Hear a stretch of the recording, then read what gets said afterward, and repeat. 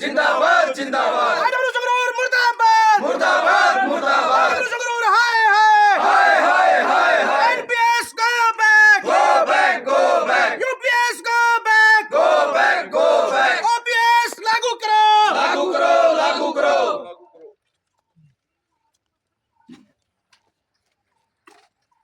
धन्यवाद पहले तो आप सभी का जो आप आए हमारी आवाज उठाने के लिए। हमारी मांगे सिंपल है और एक आम जो जीवन जीने के लिए है उसी के लिए है। हमारी मांगे केवल पहले सरकार से जो हमारा भविष्य खतरे में डाल दिया, हमारी चुप्पी के लिए, चुप्पी की वजह से वह खतरे में इसलिए डाल दिया कि हमें ओपीएस की जगह छीन कर हमें एनपीएस यूपीएस दे दी गई, जो एक केवल लॉलीपॉप बन गया रह गया है।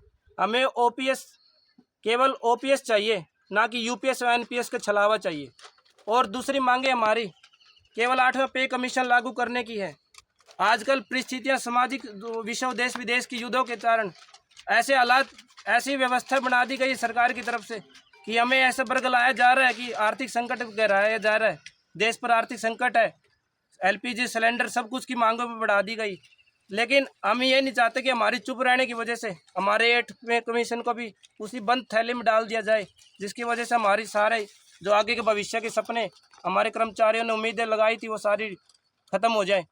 और तीसरी मांग हमारी जो हमारी व्यवस्था है वो तो भविष्य तो खतरे में डाल दिया, जो मौजूदा हालात है वो भी जर्जर अवस्था में है।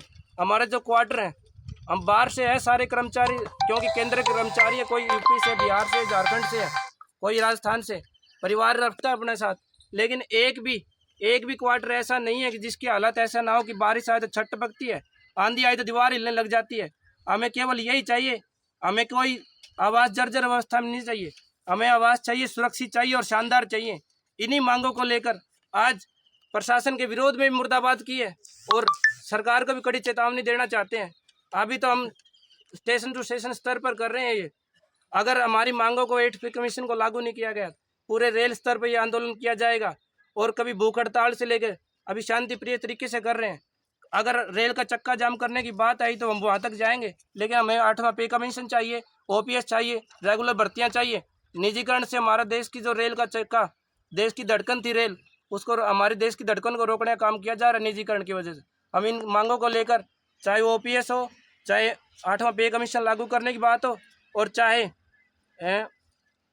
भाई साहब जो भी स्वागत है मीडिया का, जो हमारी मांगे उठाने के लिए आप आज यहाँ पर आ गए हो। तो जैसे कि मेरे साथी प्रवीण पुनिया ने बताया है, जो मेन मांगे थी हमारी कि भाई सरकार से हर कर्मचारी वर्ग है जो परेशान है, और ये सच्चाई है, इसमें कोई दो राय नहीं है। हमारा कोई ट्रैकमैन साथी जब दिन रात ट्रैक पे काम करता है, शाम को जब क्वार्टर पे जाता है तो सच से पानी टपकता हुआ मिलता है उसको बारिश में। पिछले टाइम में मानसून आया था, मानसून के टाइम में इतना बुरा हाल था क्वार्टरों का, इतना पानी भर गया था क्वार्टरों में, लेकिन प्रशासन के द्वारा कोई उचित कार्रवाई नहीं की गई।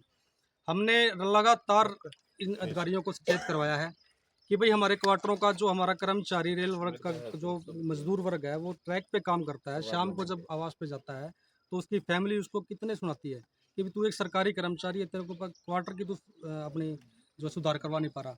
तो इसी चीज़ से परेशान होते हुए लगातार जो हमारा दिल्ली मंडल से हमें अपने केंद्रीय मंत्रिमंडल से जो आदेश मिले थे, 6 तारीख से लेकर 10 तारीख तक हमारा रोड प्रदर्शन जारी है।